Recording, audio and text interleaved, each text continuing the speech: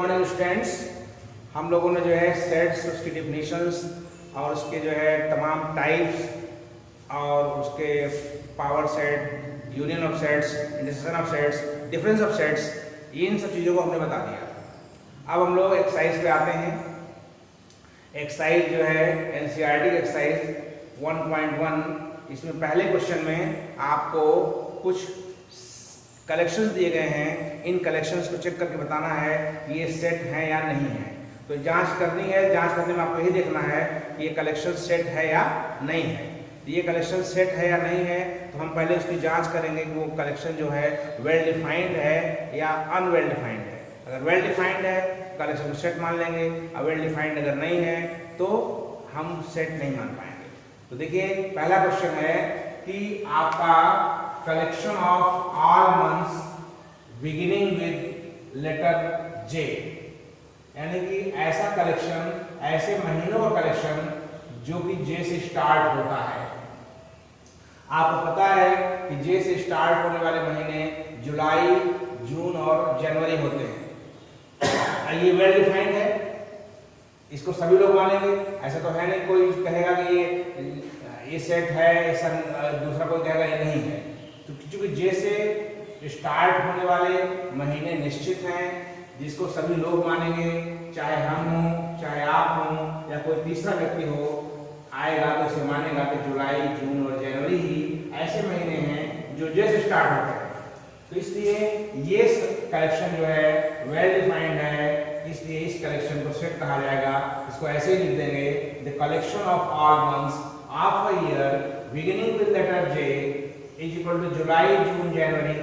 This collection is well defined, so this collection is a set. इसलिए ये जो selection collection है उसको हम लोग सेट मान लेंगे। उसके बाद अगला क्वेश्चन है कि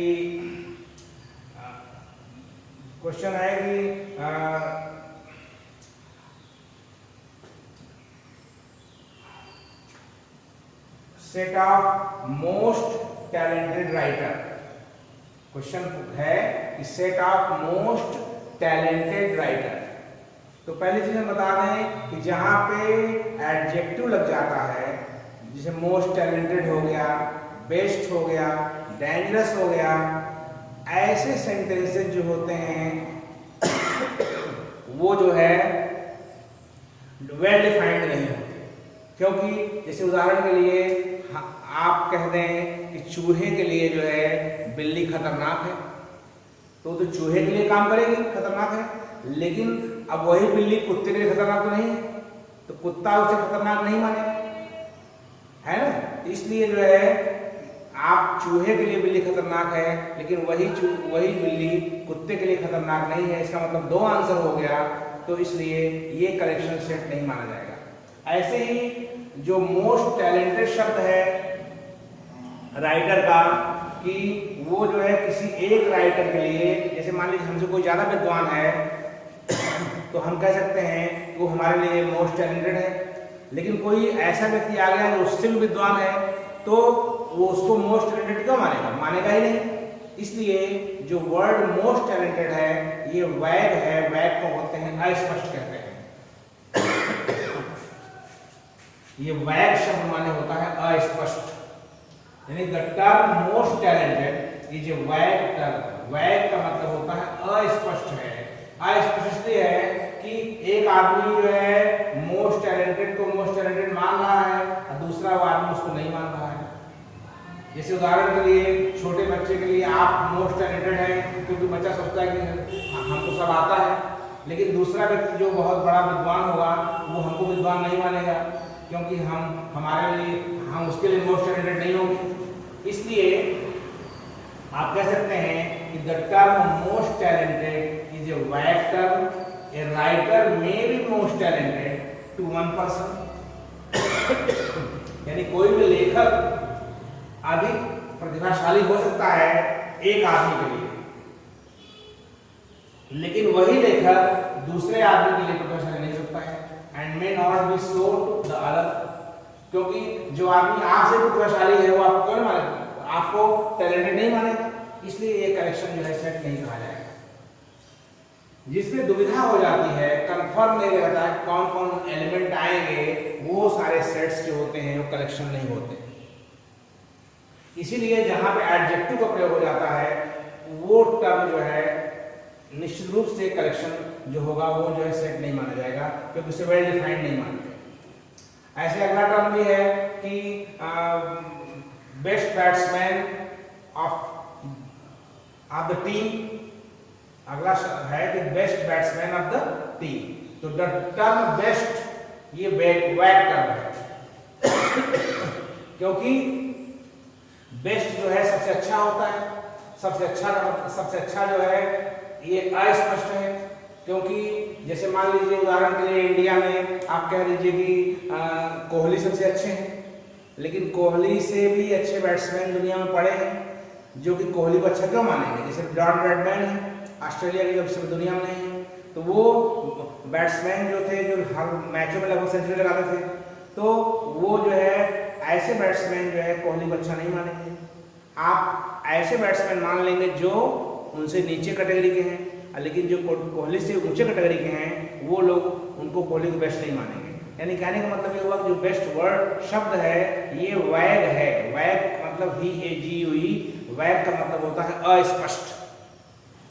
अस्पष्ट का मतलब होता है कि आप जिसकी अच्छी तरह से व्याख्या न किया सके। तो the term most talented is a vague term. A writer may be most talented to a person. दूसरा वाला है ये, तीसरा वाला the term best is a vague term. A batsman may be best to one person. कोई भी batsman जो है एक व्यक्ति के लिए अच्छा हो सकता है, लेकिन वही व्यक्ति जो है दूसरे व्यक्ति के लिए अच्छा नहीं हो सकता।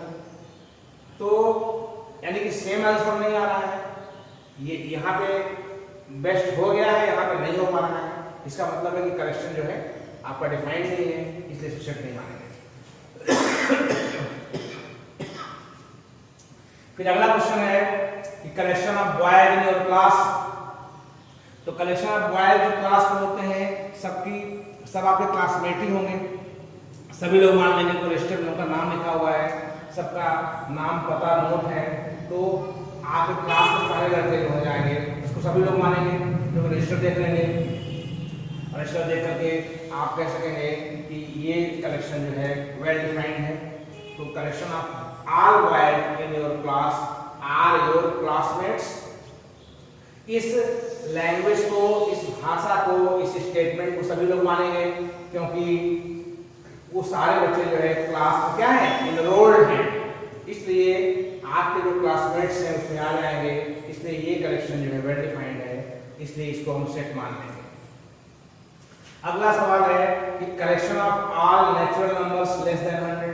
कंफर्म है कि सबसे नीचे जो संख्याएं नेचुरल नंबर होती हैं 1 से लेकर 99 तक होती हैं, इसको हर व्यक्ति मान लेगा, इसलिए वेल डिफाइंड है, इसलिए इसको हम लोग सेट मान लेंगे।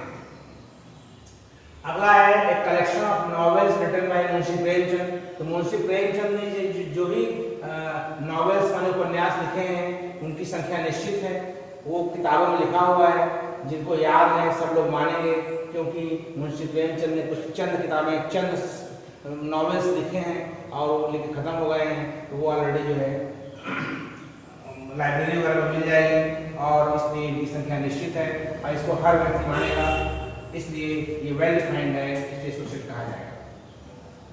जो बिल्कुल निश्चित है सभी लोग मानेंगे, उसी को वेल डिफाइंड कहा जाता है। अब अगला है the set of all even numbers are. सारे इवन नंबर्स सभी लोग मानेंगे, 2, 4, 6, 8, इसको कौन नहीं मानेगा, सब लोग मान लेंगे। एक कलेक्शन वेल डिफाइंड है, इसलिए इसको हम सेट कहेंगे। तो मेरा कहने का मतलब ये है कि जिस कलेक्शन को हर व्यक्ति मान ले, हर जगह जिसका सेम उत्तर आए, वही कलेक्शन जो है सेट है। और जिसको दुविधा हो, एक आदमी माने दूसरा नहीं मानता है, इसका मतलब है कि वो सेट जो है आपका वो कलेक्शन जो है सेट नहीं है, वेल डिफाइंड नहीं है, इसको सेट नहीं कहा जाएगा। अगला क्वेश्चन है 8वां वाला पार्ट है, देखिए आप 8वां पार्ट।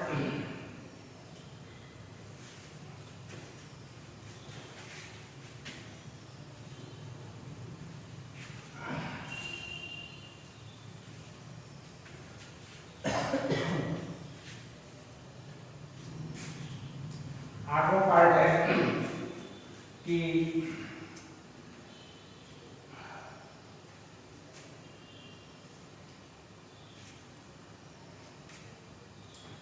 8वां नंबर है कलेक्शन ऑफ क्वेश्चंस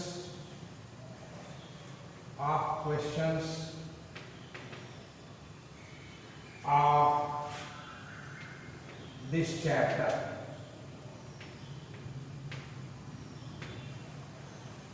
मतलब जो चैप्टर पढ़ाई हो रही होती है उस चैप्टर के क्वेश्चंस का जो संग्रह है वो तो चैप्टर में दिया ही हुआ है, और कोई भी व्यक्ति किताब खोल लेगा और कह देगा जो है इस सेट में इतने क्वेश्चन हैं, तो वो क्या हो जाएंगे, ये वेल डिफाइंड है, सभी लोग मानेंगे, क्योंकि किताब खोल लेंगे, देख लेंगे कि मान लीजिए सेट पढ़ रहे हैं, उस सेट में जो है पहली पे एक्सरसाइज खोल लिए हैं, तो पहले एक्सरसाइज में जो क्वेश्चन हैं उनकी संख्या सीमित है, छपा हुआ है, उसको हर व्यक्ति मान लेगा, इसलिए ये कलेक्शन क्या है, वेल डिफाइंड है, अतः जो है क्या हो जाएगा, सेट माना जाएगा। This chapter is the collection of questions of this chapter are the questions of chapter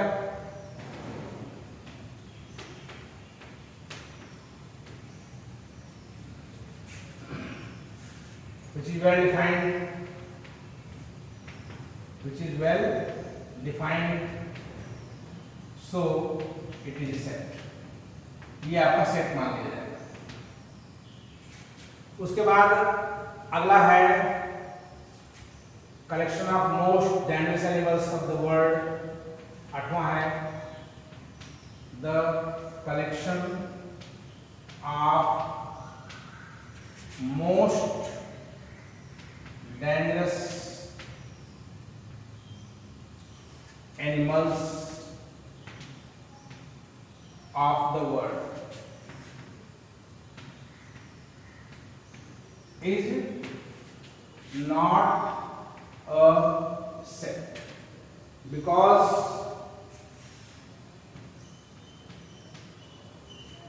the term most dangerous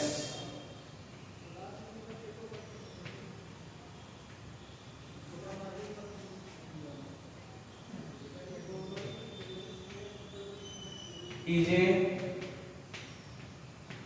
vague term। ये जो है वैग टर्म है,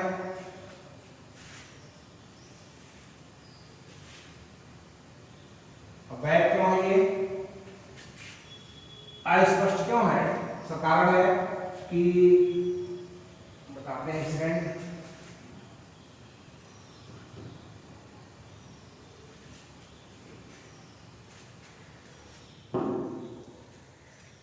हेलो, हाँ, तो द टर्म मोस्ट डेंजरस ये वैग टर्म है, क्योंकि कोई भी जो एनिमल होता है, जैसे मान लीजिए उदाहरण के लिए आपका ये चूहा है और बिल्ली है, तो चूहे के लिए जो है बिल्ली खतरनाक है, क्योंकि चूहा जो है चूहे को बिल्ली खा जाती है। लेकिन यानी कि इसका मतलब मोस्ट डेंजरस में चूहे के लिए मोस्ट डेंजरस बिल्ली मान ली जाएगी, लेकिन दूसरा कोई कुत्ता मान लीजिए आ गया, मजबूत कुत्ता आ गया, तो वो बिल्ली के लिए खतरनाक नहीं है। इसलिए आप जो है ये कह सकते हैं कि जो वर्ल्ड मोस्ट डेंजरस है वो जो है वे टर्म है, so it is not a set, it is not well defined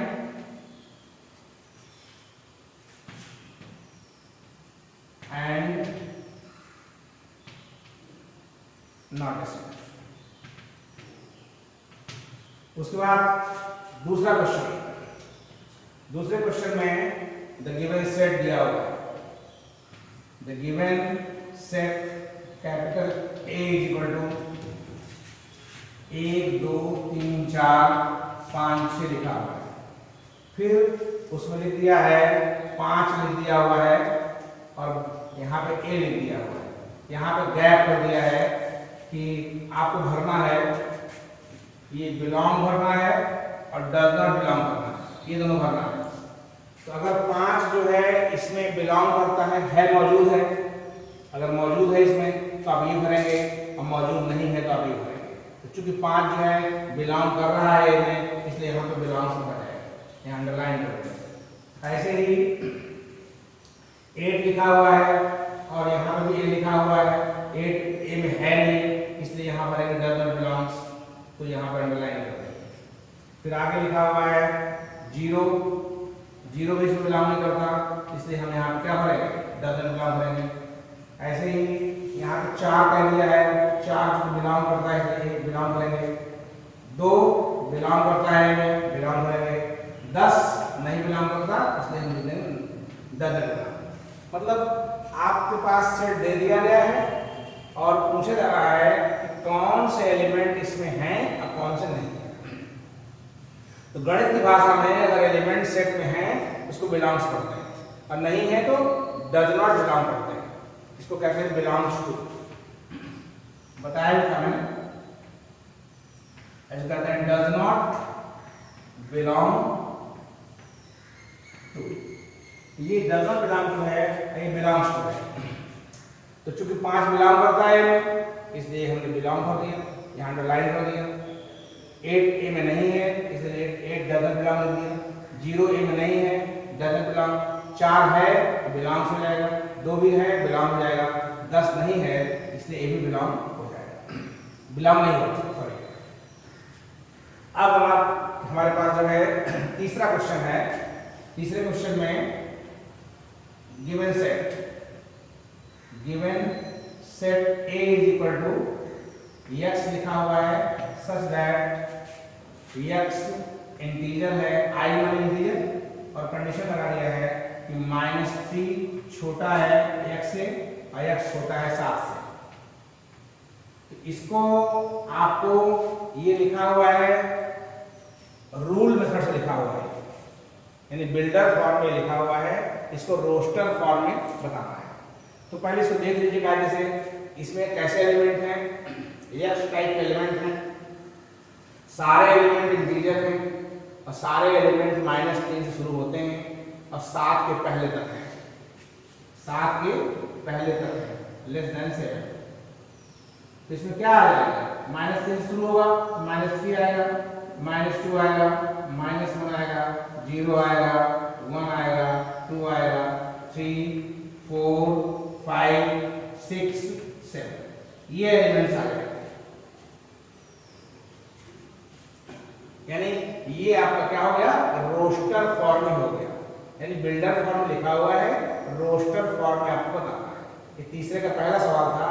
अब इसमें कई सेट दिए गए हैं ABCD टाइप के, और बताना है कि वो रोस्टर सारे जो सेट हैं वो इस फॉर्म में दिए गए हैं और इस फॉर्म में कन्वर्ट करना है। तो पहला वाला क्वेश्चन हो गया कि आपका सेट ये था, इसको आपने रोस्टर में कन्वर्ट कर दिया। उसके बाद नेक्स्ट हम सेट लेते हैं सेट नंबर 2।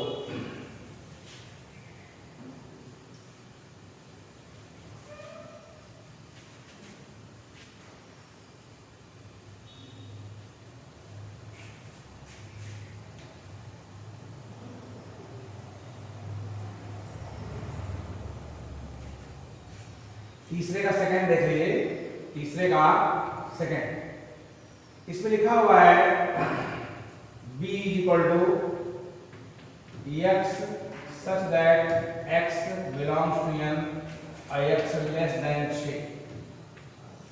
यानी कि सेट में आपके पास ऐसे एलिमेंट हैं जो कि नेचुरल नंबर हैं और सारी वैल्यूज उनकी 6 से कम है। जब 6 से कम है तो इसमें नेचुरल नंबर 1 से स्टार्ट होती है, 1 लिख देंगे, 2 लिख देंगे, 3, 4, 5, 6 नहीं लिख पाएंगे क्योंकि सारे नंबर जो है 6 से कम है। तो ये जो रूल मेथड से लिखा हुआ है उसको हमने जो है रोस्टर फॉर्म कर दिया। तीसरा है C = x such that x is a 2-digit number whose sum is 8, whose sum is equal to 8। यानी कि ये जो सेट है इसमें जो है सारे नंबर्स जो हैं 2 अंकों के हैं और अंकों को जोड़ने पर 8 आता है। तो आप देखिए इसमें क्या आ सकता है, आप 6 62 ले लीजिए, 62 में 6 तो जोड़ने पर 8 आएगा, इसलिए ये नंबर इसमें मान लिया जाएगा। फिर 26 मान सकते हैं, 80 मान सकते हैं, 8 जोड़ने पर 8 आता है। फिर आप 35 मान सकते हैं, 53 मान सकते हैं, और कोई 44 मान सकते हैं,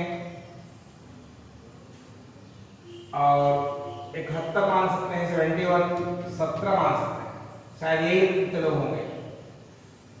आप देख लीजिए सारे नंबर्स 2 अंकों के हैं, सबका योग 8 है, यहाँ भी 8, यहाँ भी 8, यहाँ भी 8, यहाँ भी 8, यहाँ भी 8, यहाँ भी, यहाँ भी, यहाँ भी। इसलिए ये जो सेट दिया हुआ है रूल मेथड से, उसको हमने रोस्टेड फॉर्म में कन्वर्ट कर दिया। फिर अगला है d बराबर x such that x is prime and prime divisor of 60 है, prime divisor of 60, यानी इसमें ऐसी संख्याएं हैं जो खुद नहीं कटती हैं लेकिन 60 काटती हैं। तो आप जानते हैं 2 जो है 60 काटेगा, अब खुद नहीं कटेगा, 3 60 काटेगा, खुद नहीं कटेगा, 5 60 काट देगा, खुद नहीं कटेगा। अब आप देखिए और कोई संख्याएं आ सकती हैं जो कि 60 को काट दे लेकिन खुद न कटे, जैसे मान लीजिए 10 है लेकिन 10 खुद कट जाएगा, इसे नहीं मानेंगे। 15 भी कट जाएगा, खुद जो है हम समझते हैं 2 3 5 के अलावा कोई नहीं होगा, यही इतना होगा। अगले वाले में 55 नंबर है ई में x such that x is a letter of the word trigonometry,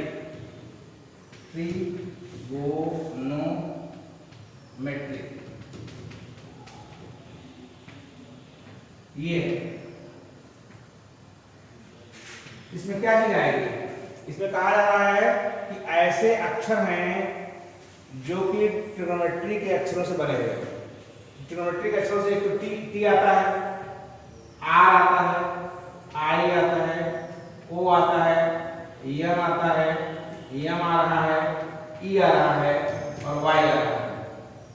कोई शब्द जो कोई अक्षर जो दोबारा रिपीट किया जाएगा, जैसे आर 2 बार है तो इसको 2 बार नहीं लिखेंगे, 1 बार लिखेंगे। ऐसे ही आप जो है ओ भी 2 बार है, 1 ही बार लिखेंगे। एन जो है 1 बार है तो 1 बार लिखा जाएगा। मतलब कहने का मतलब ये है कि जो 2 बार होगा उसे 1 ही बार लिखा जाएगा, यही इतना होगा। और उसके बाद अगला अंतिम सवाल है इसका, तीसरे का लास्ट 6वां सवाल। इसमें एफ है, इसमें यह x such that x is a letter of the word, इसमें कहा जा रहा है बेटर, BETTER, ये है। तो साफ दिख रहा है कि बी आएगा, ई आएगा, टी आएगा, आर, क्योंकि आप देख लीजिए इन्हीं 4 अक्षरों से वर्ड बेटर बना हुआ है। कोई भी एलिमेंट हम रिपीट नहीं करेंगे। तो अभी सवाल आपने लगाया कि आपको रूल मेथड से लिखा हुआ है, अब आपको चेंज करना है रोस्टर मेथड में। चौथे क्वेश्चन में ये है कि सवाल जो दिए गए हैं वो इस फॉर्म में दिए गए हैं, इस फॉर्म में कन्वर्ट करना है। ये रोस्टर में दिया हुआ है और रूल मेथड से करना है। तो क्वेश्चन नंबर 4 हम चल रहे हैं। Question number 4,